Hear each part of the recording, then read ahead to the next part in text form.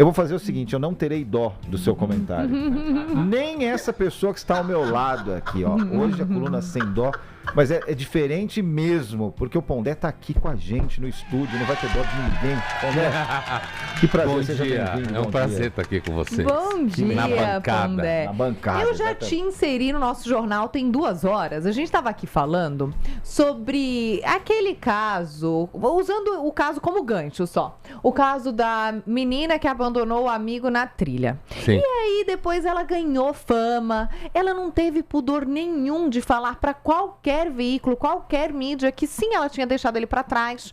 De uma forma assim, absolutamente sem vergonha, sem filtro, né? E ela gostou da fama que ela ganhou. Ela surfou na onda, sendo que ela abandonou uma pessoa à própria sorte. E foi por sorte que ele não morreu.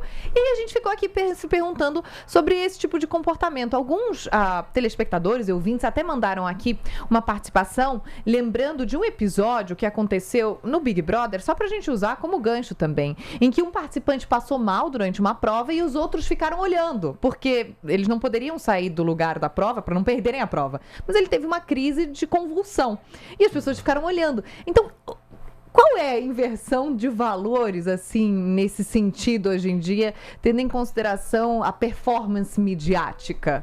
Acho que é isso que é o holofote, né? Como você performa na mídia. Performance versus empatia, versus humanidade, Sim. alguma coisa assim.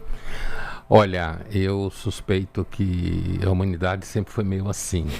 Agora a gente está sabendo, justamente por conta de que o mundo é muito mais transparente, a informação circula. No caso dessa menina que abandonou o colega na trilha, eu cheguei a ver uma fala dela que ela dizia que ela é assim mesmo. Que ela sempre foi assim, ela sempre foi uma pessoa centrada nas coisas dela, preocupada com as coisas dela. E para você ficar famoso hoje, sei lá, mesmo que seja uma subcelebridade, que é um pouco o caso, basta as pessoas acharem que o que você fez é diferente, é radical, e aí você estoura, você bomba durante o tempo, e se você tiver acompanhamento profissional, de repente você disso transforma em outra coisa e aí você segue. E no caso que você citou também, eu lembro desse negócio do Big Brother, quer dizer, essas pessoas ali, elas não podem sair, tem muito dinheiro em jogo, né? Então, a minha impressão é o seguinte, sem dúvida nenhuma a ideia de virar celebridade é uma coisa que vem crescendo. Já no final dos anos 70 tinha autor nos Estados Unidos apontando isso. Em 79, especificamente, um livro de um cara chamado Lash, Cultura do Narcisismo, publicado em 1979. Ele fala dessa tendência de você querer ser celebridade. Ali só tinha televisão e rádio, né? E jornal. E acho que isso se radicalizou, o narcisismo, quer aparecer, quer ficar famoso. Mas essa dificuldade para empatia, como o Felipe falou, acho que sempre foi uma característica da humanidade. A humanidade é empática em alguns momentos, algumas pessoas o são, outras não são, depende de quem está em jogo, né? Só que agora a gente fica sabendo aí dar um certo terror. Agora, essa empatia, que também pode ser por sobrevivência, né? Às vezes a gente é empático porque pode morrer todo mundo, né? Na mesma barca furada. Sim. Agora, tem uma tendência, usando essa expressão bolha, né? Que a gente costuma usar, uma tendência de a bolha ficar tão pequena que a bolha ser só o Felipe, ser só o Pondé, só a Joana, então a bolha tender à própria unidade, ao próprio indivíduo? Será que eu estou viajando? Não, é justamente isso que o Lash falava de cultura do narcisismo. Uma condição narcísica tão... Eu não vou entrar aqui no debate freudiano do narcisismo, que vai nos levar muito longe, mas assim, o que ele queria dizer é justamente essa entrada para si mesmo, para a própria subjetividade. Ele fala, inclusive, do surgimento, naquela época, nos programas de talk show, de televisão, essas coisas, de um vocabulário cada vez mais subjetivo. O que eu sinto, o que é para mim, o que é importante, o mundo gira ao meu redor. E de lá para cá isso virou quase, sei lá, coaching. Coaching, exatamente, com certeza. Potencializado pelas redes e tudo mais, né? Bom, agora que a gente jogou a casca de banana pro Pondé e ele nunca cai, né? Nunca cai, não adianta. Ele chega, a gente combina perguntas, claro, assunto. Claro. A pergunta não, mas o assunto que a gente vai falar, a gente combina. E aí eu sempre tento jogar alguma coisa e ele nunca cai. Então agora vamos pro assunto do Pondé oficial. Depois a gente volta. Enquanto isso, eu vou pensando em algum outro outra assunto. maldade, né? Calma e que eu alguma vou falta conseguir. de empatia, no caso. Ó, vamos falar com o Pondé, então, sobre um dos assuntos do dia, que é a transferência do ex-presidente Jair Bolsonaro para Papudinha. O ministro do Supremo Tribunal Federal, Alexandre de Moraes, disse que ele fez o que tinha que fazer. Essa declaração foi dada durante a formatura da Faculdade de Direito da USP ontem à noite em São Paulo. Ele estava lá, né? Não citou diretamente o ex-presidente ou a transferência e foi isso que aconteceu, né? A gente contextualiza que Bolsonaro foi transferido da Superintendência da Polícia Federal em Brasília para uma cela especial de 54 metros quadrados no batalhão da Polícia Militar, chamada Papudinha. Vamos ouvir primeiro o Alexandre de Moraes para depois a gente ouvir o nosso Pondé. Mas eu me contive hoje, né? Acho que hoje eu já fiz o que eu tinha que fazer.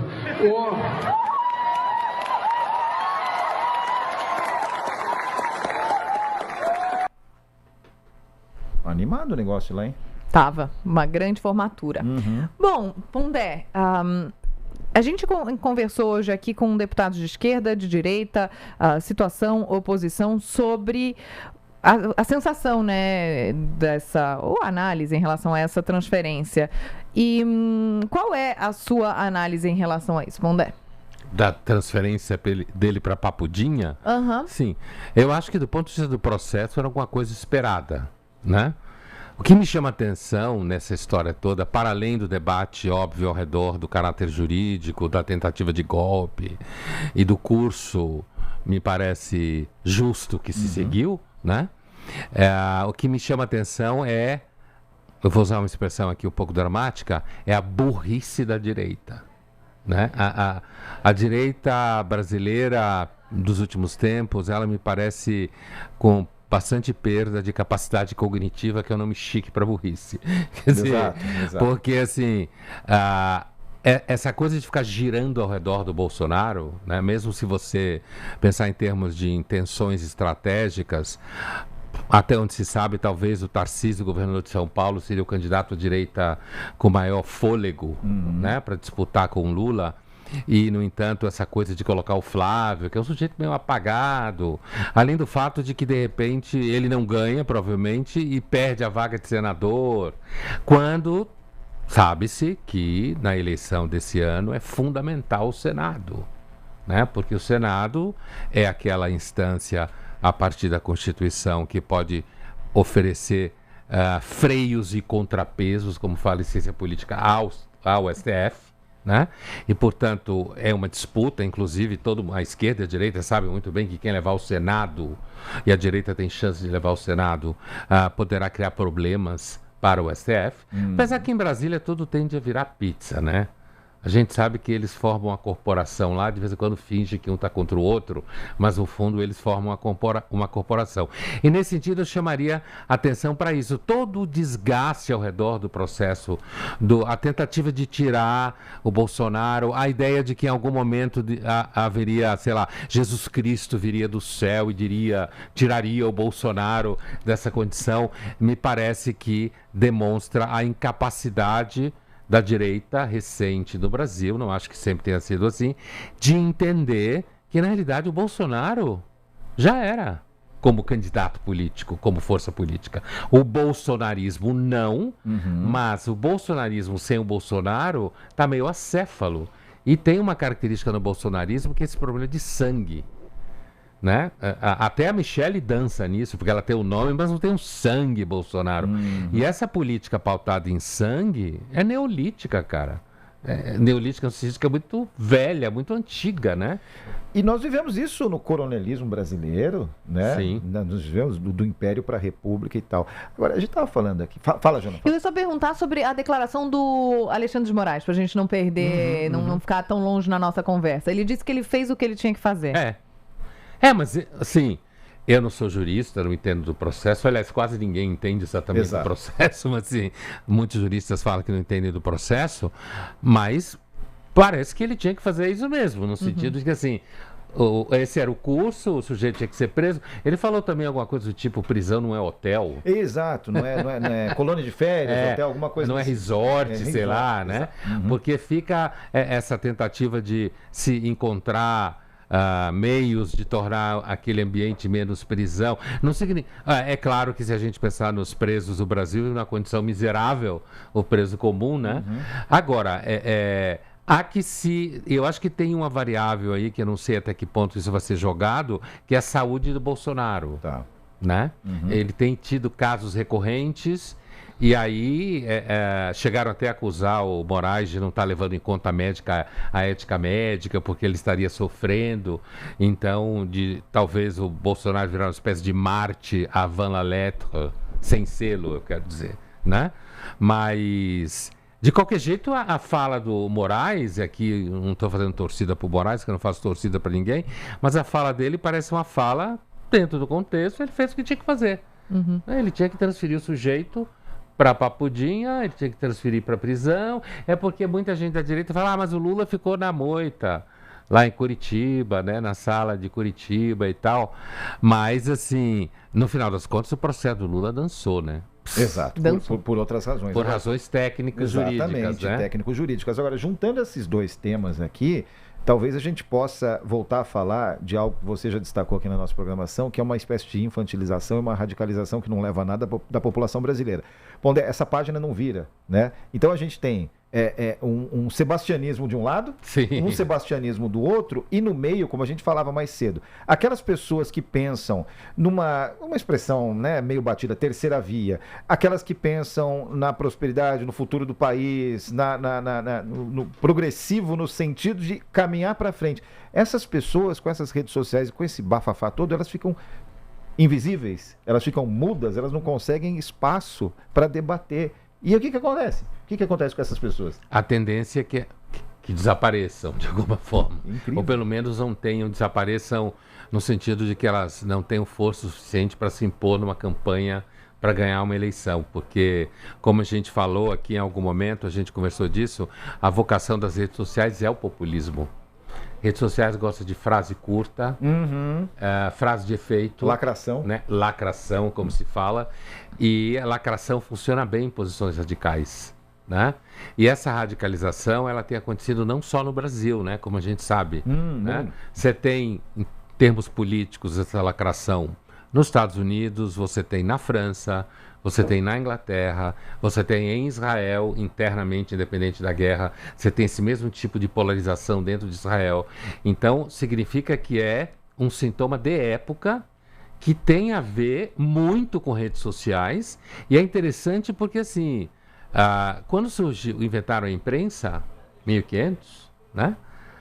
E se traduziu a Bíblia, e mais gente teve acesso, eram 5 pessoas que sabiam ler, mas pelo menos em língua vernácula, traduzido, impresso o livro, não só copiado. O fato é que a invenção da imprensa e a tradução da Bíblia é visto, fato do nenhuma descoberta da roda, é visto como uma das causas das guerras religiosas da Europa. Então é assim como o rádio foi fundamental para o fascismo. Quando você mexe na distribuição de informação, quando você amplia essa distribuição, e agora com redes sociais não é só recepção, né? É emissão. Exato. Você causa transtorno na ordem política, sim. E é o que a gente está vivendo agora. E ninguém sabe onde vai dar. Ninguém sabe onde vai dar, e essas mudanças, elas estão começando a ficar cada vez mais rápidas, né? Porque a gente, de um salto tecnológico, né? No que diz respeito aos meios de comunicação e as formas das pessoas se comunicarem e receberem as informações, de um salto para o outro, tinha um espaçamento muito grande. Sim. Agora, o espaçamento é curtíssimo, a gente não aprende a lidar com as mudanças, e quando a gente aprende, já tem outro. Já era. Então, tá todo mundo meio assim, perdido e indo. Acho que o que importa é a gente fazer o que a gente entende por certo, né, Pondé? Inclusive para não se perder, né? Você pode ter errado, mas você achava que você estava seguindo aquilo que você entendia. O que você falou, Joana, me lembra um pouco assim, é que nem MBA em inteligência artificial. Quando acabou o primeiro mês, já foi. Aquela inteligência artificial Já não é a existe próxima. mais. Não é mais inteligente. É exatamente isso. Tudo muda muito rapidamente.